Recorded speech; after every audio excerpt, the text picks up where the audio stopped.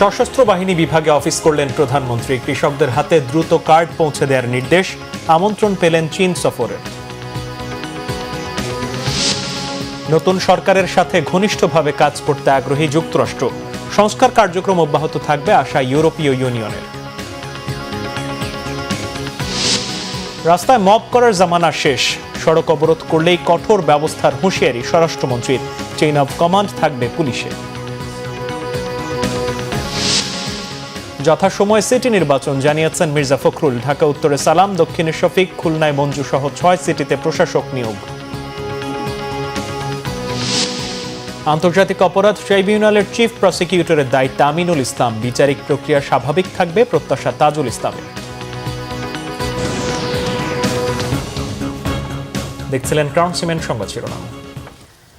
প্রধানমন্ত্রী তারেক রহমান প্রথমবারের মতো ঢাকা সেনানিবাসে সশস্ত্র বাহিনী বিভাগে অফিস করেছেন। সকাল 9টায় প্রধানমন্ত্রী তার অফিসে পৌঁছান। প্রধানমন্ত্রী তারেক রহমানকে সেখানে স্বাগত জানান 3 বাহিনীর প্রধানরা। প্রধানমন্ত্রী সশস্ত্র বাহিনীর প্রধানদের সঙ্গে শুভেচ্ছা বিনিময় করেন। এরপর প্রধানমন্ত্রী দিনের কার্যসূচি অনুযায়ী লেফটেন্যান্ট জেনারেল মীর মুশফিকুর রহমান এবং মেজর জেনারেল কায়সার রশিদ চৌধুরীকে র্যাঙ্ক ব্যাজ পরিয়ে দেন।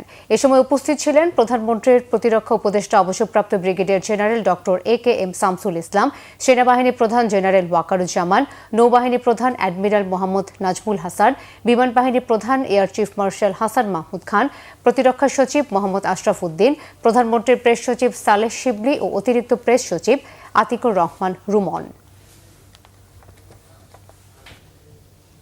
সরকারের প্রতিশ্রুত কৃষক কার্ড যত দ্রুত সম্ভব মাঠ পর্যায়ে চালু করতে নির্দেশ দিয়েছেন প্রধানমন্ত্রী তারেক রহমান। এজন্য প্রকৃত কৃষকদের শনাক্তের পাশাপাশি তাদের সরাসরি সেবা পৌঁছে দিতে তাগিদ দিয়েছেন। কৃষক কার্ড চালু নিয়ে আন্তমন্ত্রণালয় সভায় প্রধানমন্ত্রী এসব নির্দেশনা দেন। এদিকে আগামী 10 মার্চ ফ্যামিলি কার্ড বিতরণ কার্যক্রম উদ্বোধন করবেন প্রধানমন্ত্রী। আর চীন সফরে প্রধানমন্ত্রী তারেক রহমানকে আমন্ত্রণ জানিয়েছেন দেশটির president Xi Jinping. Report Syed Abdul মুহিতের। সোমবার দুপুরে মন্ত্রিপরিষদ বিভাগে সরকারের প্রতিশ্রুতি অনুযায়ী কৃষক কার্ড চালুর বিষয়ে আন্তঃমন্ত্রণালয় সভায় সভাপতিত্ব করেন প্রধানমন্ত্রী তারেক রহমান। কৃষকদের ফসলের ন্যায্য মূল্য নিশ্চিত এবং দ্রুত কৃষি কার্ড চালুর বিষয়ে আলোচনা হয়। সভায় মধ্যস্বত্বভোগীদের দৌরাত্ম্য কমাতে ব্যবস্থা নিতে তাগিদ দেন প্রধানমন্ত্রী। স্বচ্ছ ও আধুনিক করার লক্ষ্যে কৃষক কার্ডের কারিগরি দিক, বিতরণ পদ্ধতি এবং ডাটাবেস তৈরির নানা দিক অবহিত করা হয়। পরে বৈঠকের বিস্তারিত জানান তথ্য সম্প্রচার মন্ত্রী জহির উদ্দিন স্বপন। আমরা ফ্যামিলি কার্ডের মতোই কৃষক কার্ডের পাইলট প্রজেক্ট শুরু হতে যাচ্ছে। মাননীয় প্রধানমন্ত্রীর নির্দেশ এবং তার পরামর্শ হচ্ছে যত দ্রুত সম্ভব এটা করা যায়। মধ্যস্বত্ব কোনো ভোগীরা যাতে কোনো সুযোগ সুবিধা না নিতে পারেন অথবা যাতে কোনো লিকেজ না হয়, সে কারণেই কিন্তু আমরা স্মার্ট কৃষক কার্ডের দিকে যাচ্ছি। যেমন একজন আমরা যারা মোবাইল ফোন ইউজ করি, একজন সিম ক্রেতা এবং তিনি সরাসরি কিন্তু তার সব ধরনের সেবা ব্যাংকের থেকে পাচ্ছেন। অতএব একটা কৃষক স্মার্ট কার্ড যখন আমি তার হাতে পৌঁছে দেবো, এরপরে কিন্তু রাষ্ট্রের সঙ্গে তার যোগাযোগ থাকবে সরাসরি, কোনো মধ্যস্বত্বভোগী থাকবে না। এর আগে প্রধানমন্ত্রী তারেক রহমানের সাথে সৌজন্য সাক্ষাৎ করেন ঢাকায় নিযুক্ত চীনের রাষ্ট্রদূত ইয়াও ওয়েন। প্রধানমন্ত্রীকে শুভেচ্ছা জানানোর পাশাপাশি চীন সফরে দেশটির প্রেসিডেন্টের আমন্ত্রণ পৌঁছে দেন। প্রায় 1 ঘন্টার বৈঠকে দুদেশের স্বার্থ সংশ্লিষ্ট নানা বিষয়ে আলোচনা হয়। প্রধানমন্ত্রী নির্বাচিত হওয়ার পরে ওনাকে কনগ্রাচুলেশন জানানোর জন্য এবং চায়নার প্রেসিডেন্ট শি জিনপিং সাহেবের পক্ষে এবং চায়নার প্রিমিয়ার লি কুয়াংয়ের পক্ষে উনি শুভেচ্ছা জানাইছেন। বাংলাদেশ চায়না সম্পর্কটা হয়েছে ঐতিহাসিক। এটা সূচনা হয়েছিল শহীদ প্রেসিডেন্ট জিয়াউর রহমানের সময়। তো ধারাবাহিকভাবে সবসময় একটা স্ট্রং সম্পর্ক। চায়না একটা ইম্পর্টেন্ট স্ট্রং ডেভেলপমেন্ট পার্টনার বাংলাদেশের। আমন্ত্রণ জানানো হয়েছে, ওনাকে আমন্ত্রণ জানানো হয়েছে চায়না ভিজিটের। সময়সূচি ওইগুলা তো আর ঠিক হয়নি। এর আগে জনপ্রশাসন মন্ত্রণালয়ের উপদেষ্টা, প্রতিমন্ত্রী এবং সংশ্লিষ্ট ঊর্ধ্বতন কর্মকর্তাদের নিয়ে বৈঠক করেন প্রধানমন্ত্রী তারেক রহমান। দাপ্তরিক কাজ শেষে বিকেলে সচিবালয় ছাড়েন প্রধানমন্ত্রী। সৈয়দ আব্দুল মুহিত, বাংলা ভিশন, ঢাকা। প্রধানমন্ত্রী তারেক রহমানের প্রতিরক্ষা উপদেষ্টা অবসরপ্রাপ্ত ব্রিগেডিয়ার জেনারেল শামসুল ইসলাম বলেছেন, সশস্ত্র বাহিনীর সম্প্রসারণ ও আধুনিকায়নের কার্যক্রম বাস্তবায়নে সরকার বদ্ধপরিকর। সোমবার রাজধানীর শেরে বাংলা নগরে প্রতিরক্ষা মন্ত্রণালয় পরিদর্শনকালে এসব কথা বলেন তিনি। বর্তমান সরকারের দেশের প্রতিরক্ষা ব্যবস্থা সুদৃঢ়করণের জন্য কাজ করার কথা উল্লেখ করে তিনি আরও বলেন, প্রতিরক্ষা মন্ত্রণালয়ের আওতাধীন সামরিক ও বেসামরিক প্রতিষ্ঠানগুলোর সক্ষমতা বৃদ্ধি, স্বাধীন, সার্বভৌম, আধুনিক ও উন্নত বাংলাদেশ গড়ে তোলার প্রচেষ্টায় প্রতিরক্ষা মন্ত্রণালয় নিরলসভাবে কাজ করে যাবে। এ সময় প্রতিরক্ষা মন্ত্রণালয়ে কর্মরত কর্মকর্তাদের সাথে দাপ্তরিক বিভিন্ন বিষয়ে মতবিনিময় করেন প্রধানমন্ত্রীর প্রতিরক্ষা উপদেষ্টা।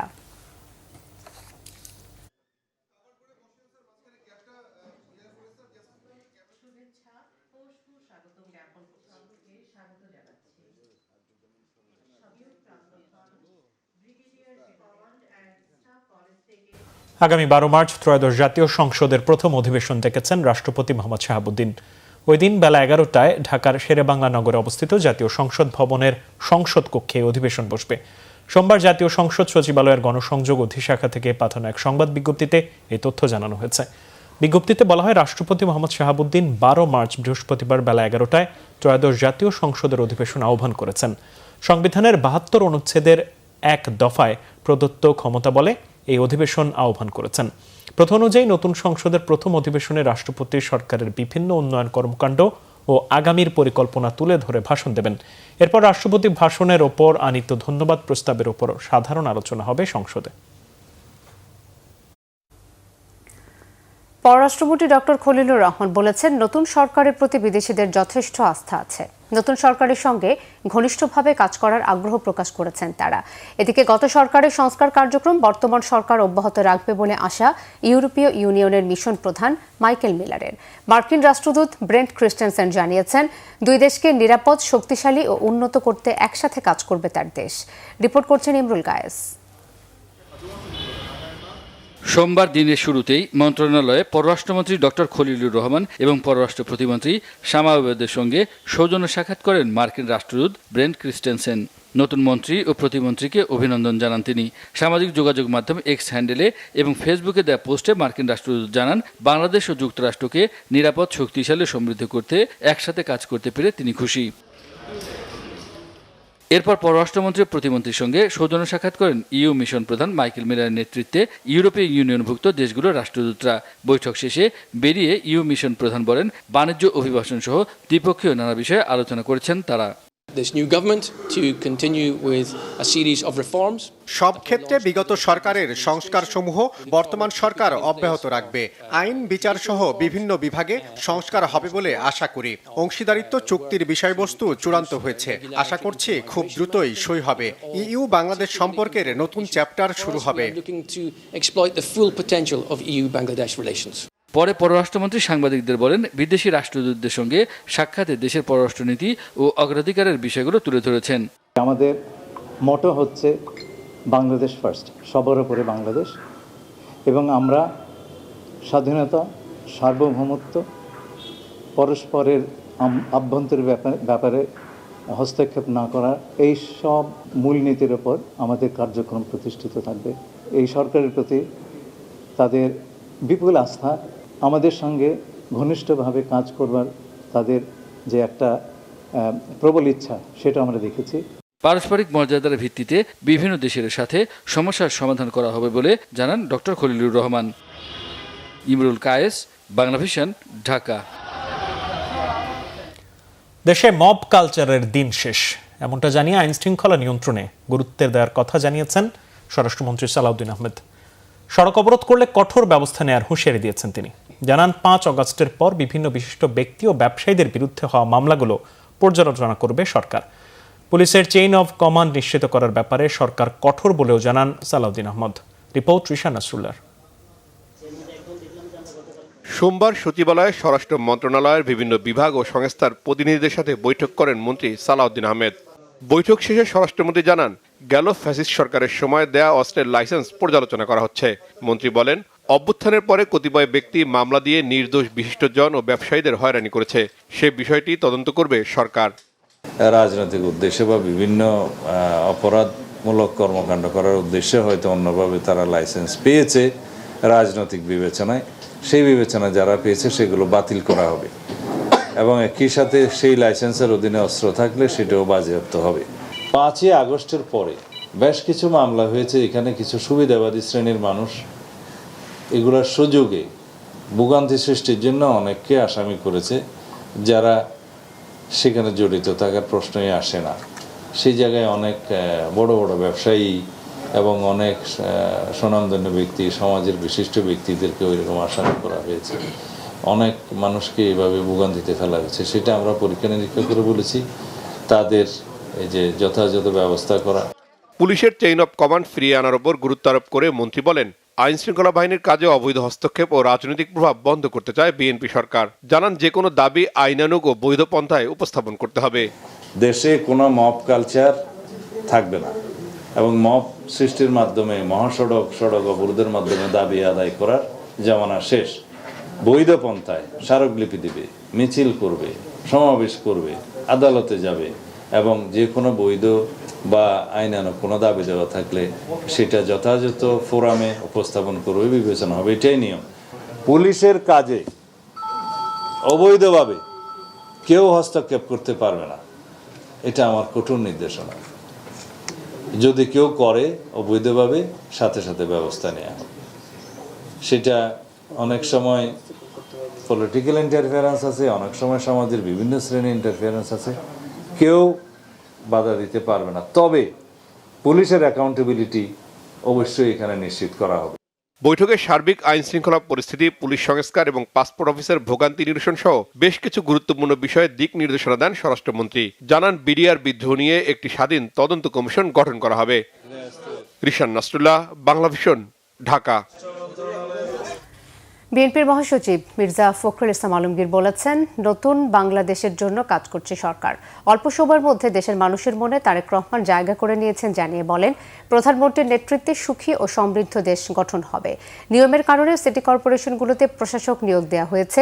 অল্প সময়ের মধ্যে সিটি কর্পোরেশন নির্বাচন দেওয়া হবে বলেও জানান মির্জা ফখরুল। আহমেদ সরওয়ারের রিপোর্ট। জাতীয় সংসদ নির্বাচনের পর প্রথমবারের মতো বিএনপি নয়াপল্টন কার্যালয়ে আসেন দলের মহাসচিব ও স্থানীয় সরকার মন্ত্রী মির্জা ফখরুল ইসলাম আলমগীর। সোমবার সকাল 10:30টার দিকে নয়াপল্টন কার্যালয়ে পৌঁছালে দপ্তরের দায়িত্বে থাকা নেতৃবৃন্দ তাকে ফুল দিয়ে স্বাগত জানান। পরে তিনি সাংবাদিকদের সাথে কথা বলেন। 17 বছরের গণতান্ত্রিক আন্দোলনে সাংবাদিকদের অবদান স্মরণ করে নতুন বাংলাদেশ গঠনে সহযোগিতা কামনা করেন। আমরা এখন নতুন এক বাংলাদেশের জন্য কাজ করছি, স্বপ্ন দেখছি। আমাদের নেতা, আমাদের তরুণ নেতা, আমাদের দলের চেয়ারম্যান এবং বর্তমান প্রধানমন্ত্রী তারেক রহমান সাহেবের নেতৃত্বে এবং অতি অল্প সময়ের মধ্যেই তিনি যে দেশের মানুষের মধ্যে যে একটা অবস্থান করে নিয়েছেন, যে তিনি কাজ করে শুরু করেছেন এবং কাজ করবেন এবং তার বিভিন্ন কর্মপদ্ধতিতে সেটাই প্রমাণিত হচ্ছে। এই সরকার, যে সরকার গঠন করা হয়েছে তার নেতৃত্বে, সেই সরকার সফল হবে বাংলাদেশকে তার ইচ্ছিত লক্ষ্যে নিয়ে যেতে এবং সত্যিকার অর্থেই একটা সুখী সমৃদ্ধ বাংলাদেশ গড়ে তুলবে। কথা বলেন সিটি কর্পোরেশনগুলোতে নতুন করে প্রশাসক নিয়োগ এবং সংসদের নারী আসনের মনোনয়ন নিয়ে। স্থানীয় সরকার নির্বাচনের বিষয়ে কত নিয়মকানুন আছে তো সরকারি এবং যে প্রথাগুলো আছে সেগুলো কতগুলো মেয়াদ আছে, কতগুলো মেয়াদ শেষ হয়ে গেছে, সবগুলোকে এক জায়গায় নিয়ে এসে আমরা সরকারের তরফ থেকে একটা সঠিক সময়ে এই নির্বাচনগুলো দেওয়ার ব্যবস্থা আমরা করবো। তবে নিঃসন্দেহে এই নির্বাচনকে প্রাধান্য দেওয়া হবে। এটা তো আপনার পার্লামেন্টের সিদ্ধান্ত হবে, আপনার যেটা হওয়ার। বিভিন্ন জায়গায় আওয়ামী লীগের অফিস খোলার প্রসঙ্গে এক প্রশ্নের জবাবে মির্জা ফখরুল বলেন, আওয়ামী লীগের কার্যক্রম এখনো নিষিদ্ধ। এটা আমরা চাইনি এবং আমরা যেহেতু আপনার আইনগতভাবে বলা আছে যে তাদের কার্যক্রম নিষিদ্ধ। আহমেদ সরওয়ার, বাংলাভিশন, ঢাকা। ঢাকা উত্তর ও ঢাকা দক্ষিণ সহ দেশের মোট 6টি সিটি কর্পোরেশনে প্রশাসক নিয়োগ দিয়েছে সরকার। রোববার এক প্রজ্ঞাপনে এমনটা জানানো হয়েছে। প্রজ্ঞাপন অনুযায়ী ঢাকা দক্ষিণ সিটি কর্পোরেশনের প্রশাসক হিসেবে নিয়োগ পেয়েছেন মোহাম্মদ আব্দুল সালাম, উত্তরের প্রশাসক হয়েছেন মোহাম্মদ শফিকুল ইসলাম খান। খুলনা সিটি কর্পোরেশনের প্রশাসকের দায়িত্ব পেয়েছেন নজরুল ইসলাম মঞ্জু, সিলেটে আব্দুল কাইয়ুম চৌধুরী, নারায়ণগঞ্জে মোহাম্মদ সাকওয়াত হোসেন খান এবং গাজীপুর সিটি কর্পোরেশনের প্রশাসক হয়েছেন মোহাম্মদ শওকত হোসেন সরকার। প্রজ্ঞাপনে উল্লেখ করা হয়, স্থানীয় সরকার সিটি কর্পোরেশন অধ্যাদেশ অনুযায়ী কর্পোরেশন গঠিত না হওয়া পর্যন্ত অথবা পরবর্তী আদেশ না দেওয়া পর্যন্ত তারা সিটি কর্পোরেশনের পূর্ণকালীন প্রশাসক হিসেবে দায়িত্ব পালন করবেন। নিয়োগ পাওয়া প্রশাসকরা সিটি কর্পোরেশনের মেয়রের ক্ষমতা প্রয়োগ ও দায়িত্ব পালন করবেন। তারা বিধি মোতাবেক ভাতাও পাবেন। জনস্বার্থে জারি করে আদেশ অবিলম্বে কার্যকর হবে বলে জানানো হয়েছে প্রজ্ঞাপনে। আন্তর্জাতিক অপরাধ ট্রাইব্যুনাল আইসিটির নতুন চিফ প্রসিকিউটরের দায়িত্ব নিয়েছেন সিনিয়র আইনজীবী আমিনুল ইসলাম। দুপুরে ট্রাইব্যুনালের সদ্য বিদায়ী চিফ প্রসিকিউটর তাজুল ইসলাম তাকে দায়িত্ব বুঝিয়ে দেন। সেই সাথে প্রত্যাশা রাখেন বিচারিক প্রক্রিয়া স্বাভাবিক রাখার। জবাবে জুলাই বিপ্লবের শহীদদের আকাঙ্ক্ষা অনুযায়ী দায়িত্ব পালনের প্রত্যয় ব্যক্ত করেছেন নতুন চিফ প্রসিকিউটর। রিপোর্ট সৈকত সাদিকের। জুলাই অভ্যুত্থানে শেখ হাসিনা সরকারের পতনের পর অন্তর্বর্তী সরকারের অধীনে পুনর্গঠিত আন্তর্জাতিক অপরাধ ট্রাইব্যুনালে চিফ প্রসিকিউটরের দায়িত্ব পান মোহাম্মদ তাজুল ইসলাম।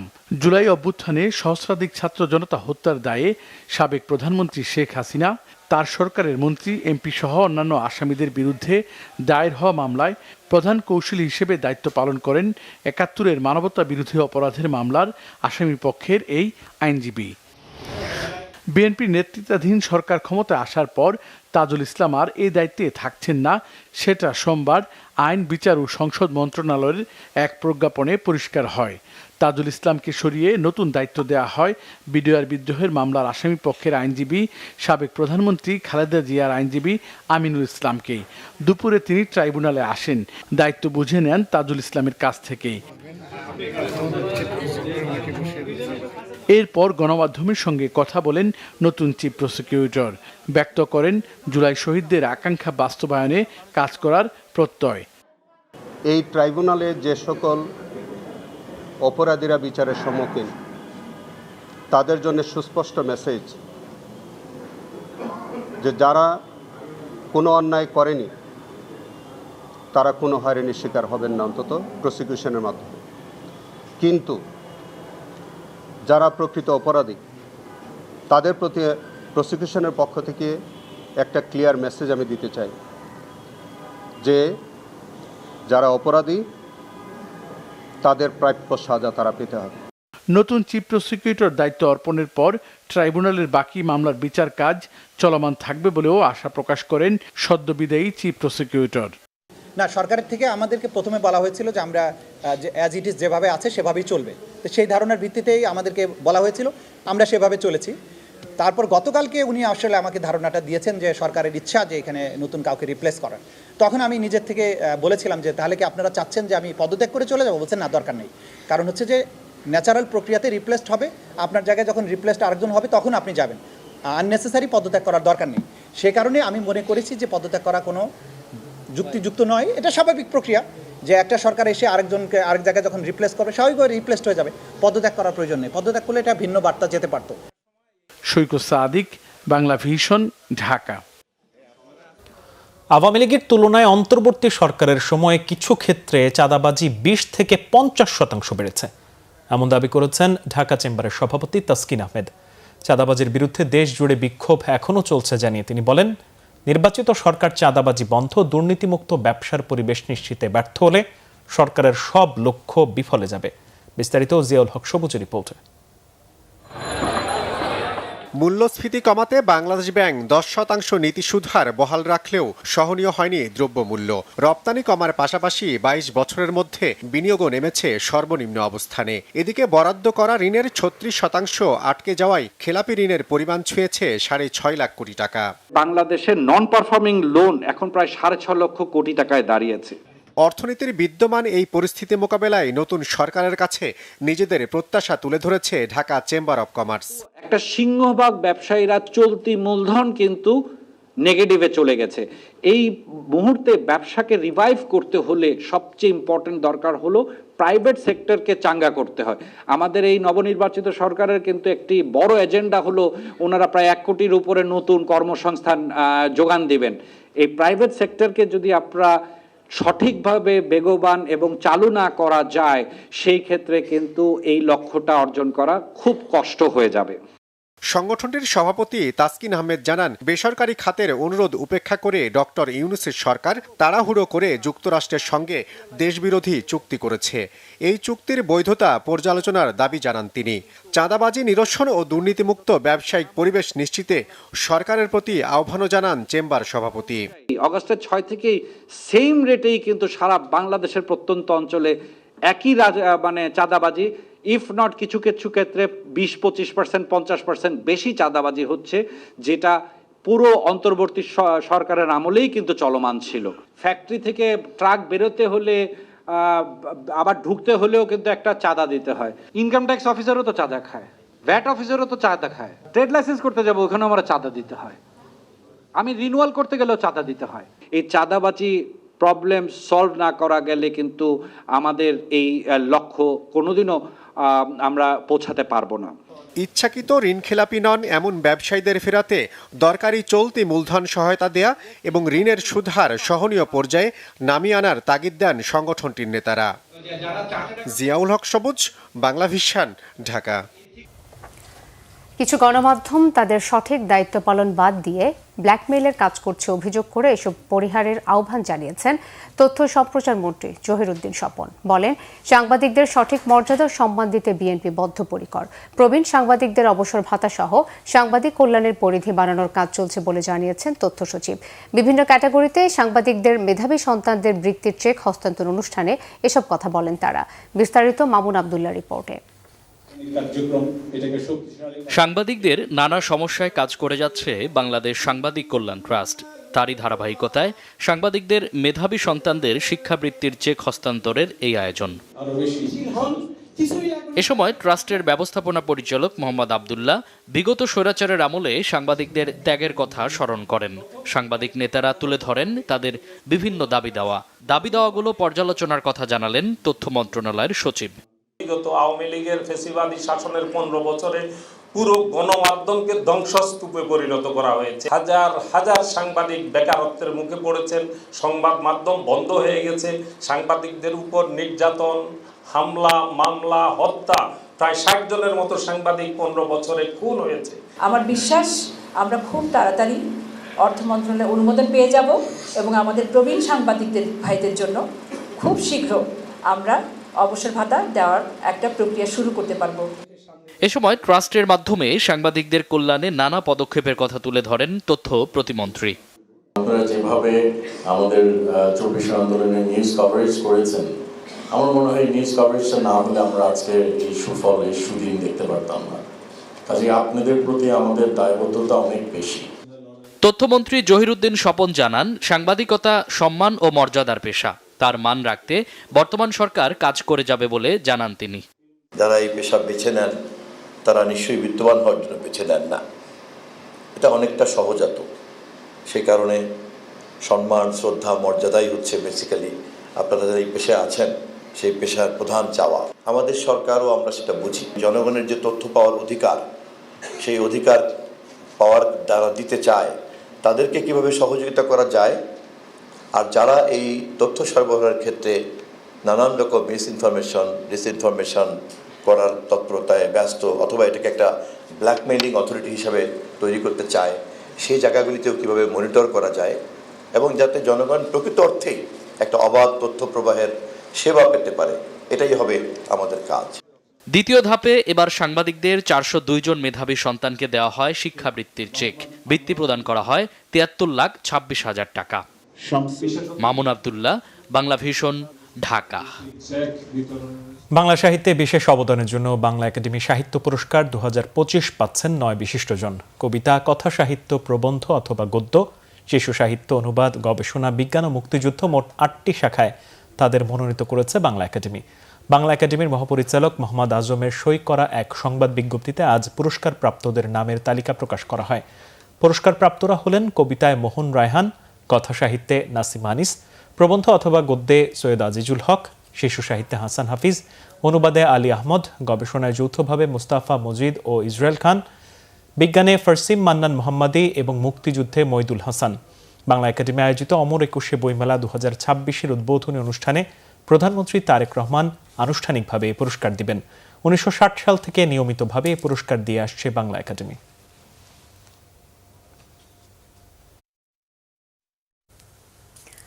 নড়াইলের সিংগাসোলপুরে আধিপত্য বিস্তারে দুই পক্ষের মধ্যে সংঘর্ষে বাবা ছেলে সহ উভয় পক্ষের 5 জন নিহত হয়েছেন।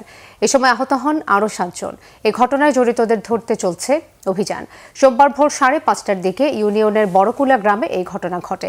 এলাকাবাসী ও পুলিশ জানায়, নড়াইল সদর থানার সিংগাসোলপুর ইউনিয়নের সাবেক চেয়ারম্যান খায়রুজ্জামান খায়ের ও খলিল শেখ গ্রুপের মধ্যে এলাকায় আধিপত্য নিয়ে দীর্ঘদিন ধরেই দ্বন্দ্ব ও সংঘাত চলছিল। এরই জেরে ভোরে খায়ের গ্রুপের লোকজন দেশীয় অস্ত্রশস্ত্র নিয়ে খলিল শেখ গ্রুপের লোকজনের বাড়িতে গিয়ে হামলা চালায়। উভয় গ্রুপ সংঘর্ষে জড়িয়ে পড়লে অস্ত্রের আঘাতে ঘটনাস্থলেই মারা যান খলিল শেখ গ্রুপের খলিল শেখ, ছেলে তাহাজ্জুদ শেখ, ভাগিনা ফেরদৌস ও মুন্না শেখ। আর খায়ের গ্রুপের ওসিকুর রহমানকে হাসপাতালে নেয়ার পর তাকে মৃত ঘোষণা করা হয়। সেনাবাহিনী ও পুলিশের ঊর্ধ্বতন কর্মকর্তারা ঘটনাস্থল পরিদর্শন করেছেন। ঘটনার পর উত্তেজিত লোকজন কয়েকটি বাড়িঘরে আগুন দেয়। পরিস্থিতি নিয়ন্ত্রণে অতিরিক্ত পুলিশ ও সেনা সদস্য মোতায়েন করা হয়েছে। সহিংসতা এড়াতে সবাইকে শান্ত থাকার আহ্বান জানিয়েছে প্রশাসন। আধিপত্য বিস্তার নিয়ে তাদের ভিতরে বিরোধটা অনেক পুরনো। ভিকটিম পক্ষ যে তারা এবং এই আক্রমণকারী গ্রুপ তারা একসময় একই গ্রামে বসবাস করত, কিন্তু তাদের এই দ্বন্দ্বের কারণে তারা এখন এখান থেকে 3-4 কিলো দূরে এখানে এই যে বড়কোলা এই জায়গাটার নাম, এখানে এসে বসবাস করতেছে। আমরা অবশ্যই এই যারা এই ন্যাক্কারজনক ঘটনার সাথে জড়িত তাদের প্রত্যেককে আমরা গ্রেফতার করব এবং আইনের আওতায় আনব। ঢাকা বিশ্ববিদ্যালয় এবং জাপানের রিসুমেইকান বিশ্ববিদ্যালয়ের যৌথ আয়োজনে ঢাকা বিশ্ববিদ্যালয়ের trade and investment CTI centre for regional input output বিশ্লেষণের উপর দ্বিতীয় আন্তর্জাতিক সেমিনার হয়েছে। ঢাকা বিশ্ববিদ্যালয়ের ব্যবসায় শিক্ষা অনুষদে এই সেমিনারের প্রধান অতিথি ছিলেন ঢাকা বিশ্ববিদ্যালয়ের ব্যবসায় শিক্ষা অনুষদের ডিন অধ্যাপক ডক্টর মাহমুদ ওসমান ইমাম। বিশেষ অতিথি হিসেবে জাপান আন্তর্জাতিক সহযোগিতা সংস্থা জাইকা বাংলাদেশের প্রধান প্রতিনিধি ইচিগুচি তোমোহিদে এবং জাপানের রিসুমেইকান বিশ্ববিদ্যালয়ের অধ্যাপক এমিরেটাস ডক্টর কাজু ইনাবা উপস্থিত ছিলেন। বাংলাদেশ এবং জাপানের বিশিষ্টজন, গবেষক এবং নীতি নির্ধারকরা বাণিজ্য বৈচিত্র্য, মূল্য সংযোজন বাণিজ্য সহ পরিবর্তিত বৈশ্বিক অর্থনীতিতে সহযোগিতার সমসাময়িক বিষয়গুলো নিয়ে আলোচনা করেন।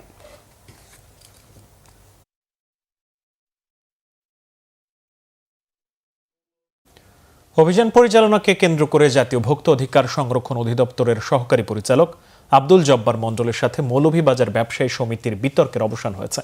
গেল 18 ফেব্রুয়ারি বাজার তদারকি করতে মৌলভীবাজারের মেসার্স দেওয়ান ট্রেডার্সে যান ভোক্তা অধিদপ্তরের নির্বাহী ম্যাজিস্ট্রেট আব্দুল জব্বারের নেতৃত্বে একটি ভ্রাম্যমাণ আদালত।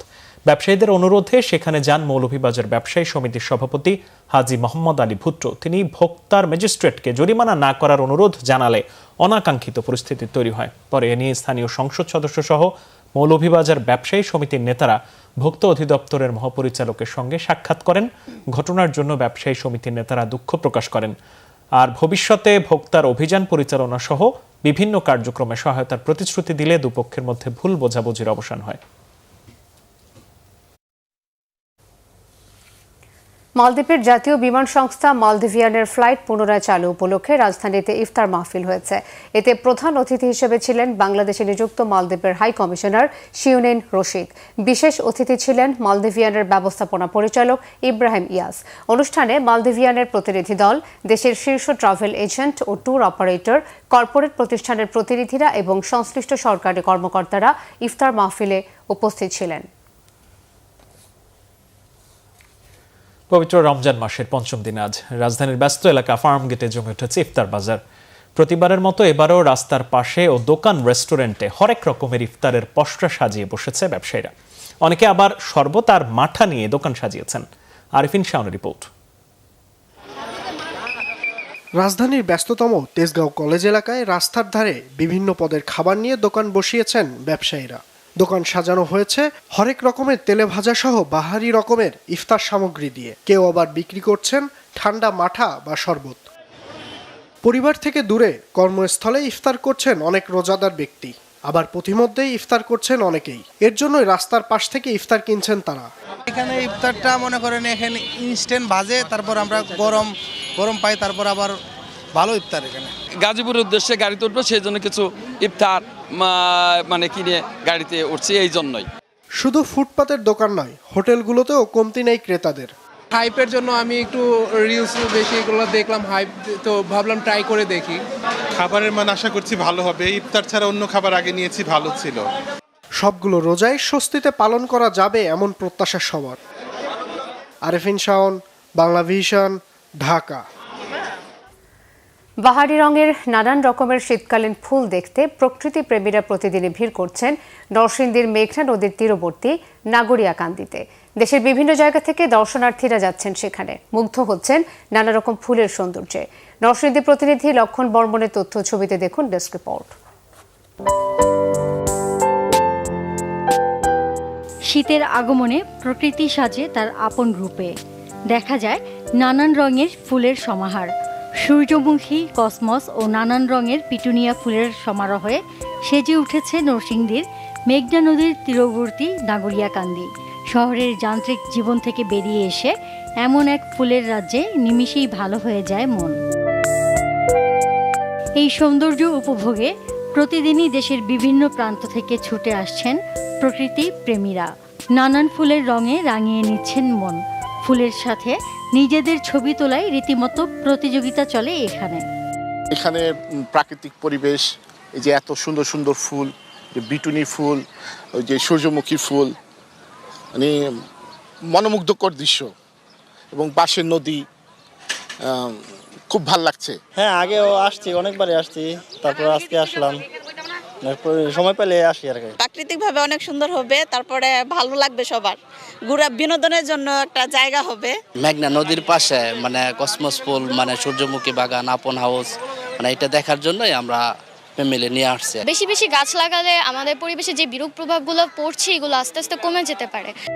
বাগান মালিক বলছেন, প্রকৃতিকে ভালোবেসেই প্রতি বছর প্রকৃতি প্রেমীদের জন্য বাগান সাজিয়ে তোলেন। এর মাধ্যমেই প্রকৃতি প্রেমীদের কাছে এই জেলাকে তুলে ধরতে চান। সারা বাংলাদেশে অনেক পার্ক, রেস্টুরেন্ট পাবেন, অনেক থিম পার্ক আছে, অনেক কিছু আছে, কিন্তু ফুল দিয়ে সাজানো এরকম খুব একটা পাবেন না, যেটা একমাত্র আমি নরসিংদীতে করেছি। আর এই জন্যই নরসিংদীর মুখে এখন সারা দেশের মানুষ এখন নরসিংদীর মুখে হচ্ছে। দেশের প্রতিটি জায়গায় এ ধরনের বাগান গড়ে তোলার আহ্বান প্রকৃতি প্রেমীদের। Bangla vision news desk. বাংলাদেশের ক্রীড়া ফেডারেশনগুলোর কাছে গত এক বছরের কার্যক্রমের একটি প্রতিবেদন চেয়েছেন নতুন ক্রীড়া প্রতিমন্ত্রী আমিনুল হক। সোমবার ক্রীড়া ফেডারেশনগুলোর সাথে মিটিং করেছেন তিনি। সেখানে ফেডারেশনগুলোর সমস্যার কথা শুনে প্রয়োজনীয় পরামর্শ দিয়েছেন আমিনুল হক। ক্রীড়া প্রতিমন্ত্রীর দায়িত্ব নেওয়ার পর এই প্রথম দেশের 52টি ফেডারেশনের সাথে মিটিং করেছেন আমিনুল হক। জাতীয় ক্রীড়া পরিষদের সভাকক্ষে অনুষ্ঠিত এই মিটিংয়ে দেশের খেলাধুলার সার্বিক উন্নয়নে ফেডারেশন কর্মকর্তাদের কথা শুনেছেন, তাদের সমস্যাগুলো সম্পর্কে জেনে নোট নিয়েছেন এবং কিছু কিছু সমস্যা সমাধানে পরামর্শ দিয়েছেন। ফেডারেশনগুলোকে গত এক বছরের কার্যক্রম, জাতীয় ও আন্তর্জাতিক আসরে অংশগ্রহণে সাফল্য, ব্যর্থতা, কি কি সমস্যার মুখোমুখি হয়েছেন, এইসব বিষয় নিয়ে 7 দিনের মধ্যে একটি প্রতিবেদন তৈরি করে জমা দিতেও বলেছেন তিনি। খেলাধুলার উন্নয়নে ক্রীড়াবান্ধব পরিবেশ তৈরির মাধ্যমে ফেডারেশনগুলোকে আর্থিকভাবে কিভাবে আরও এগিয়ে নেওয়া যায় সেই বিষয়টিও গুরুত্বের সাথে আলোচনা করেছেন। ক্রীড়াঙ্গন ও ফেডারেশনগুলোতে স্বচ্ছতা আনার জন্য দ্রুত নির্বাচন করার উপর গুরুত্ব দিয়েছেন আমিনুল হক। সেখানে উপজেলা থেকে শুরু করে পর্যায়ক্রমে জেলা, বিভাগ এবং ফেডারেশনগুলোতে নির্বাচন করার কথা বলেছেন ক্রীড়া প্রতিমন্ত্রী।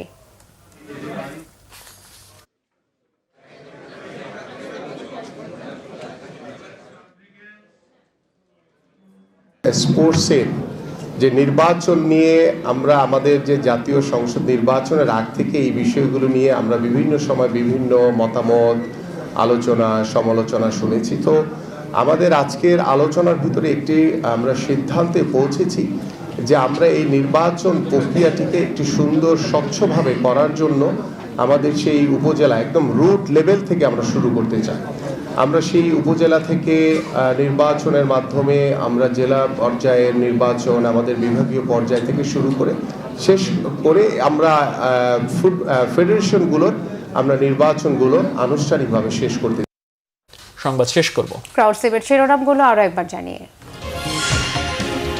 সশস্ত্র বাহিনী বিভাগে অফিস করলেন প্রধানমন্ত্রী। কৃষকদের হাতে দ্রুত কার্ড পৌঁছে দেওয়ার নির্দেশ, আমন্ত্রণ পেলেন চীন সফরে। নতুন সরকারের সাথে ঘনিষ্ঠভাবে কাজ করতে আগ্রহী যুক্তরাষ্ট্র। সংস্কার কার্যক্রম অব্যাহত থাকবে, আশা ইউরোপীয় ইউনিয়নের। রাস্তায় মব করার জমানা শেষ, সড়ক অবরোধ করলে কঠোর ব্যবস্থা, হুঁশিয়ারি স্বরাষ্ট্রমন্ত্রীর। চেইন অফ কমান্ড থাকবে পুলিশে।